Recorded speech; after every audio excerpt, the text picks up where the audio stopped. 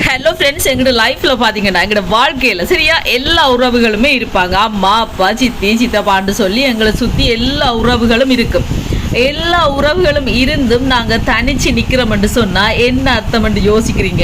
அந்த இடத்துல நாங்கள் உண்மையாக இருக்கிறோம்னு அர்த்தம். நீங்கள் உண்மையாக இருந்தீங்கன்னு சொன்னால் தனிச்சு தான் எப்போவுமே நிற்பீங்க ஃப்ரெண்ட்ஸ். இது எந்த வாழ்க்கையில் நான் பட்ட அனுபவத்தை தான் நான் உங்களுக்கு சொல்கிறேன் சரியா.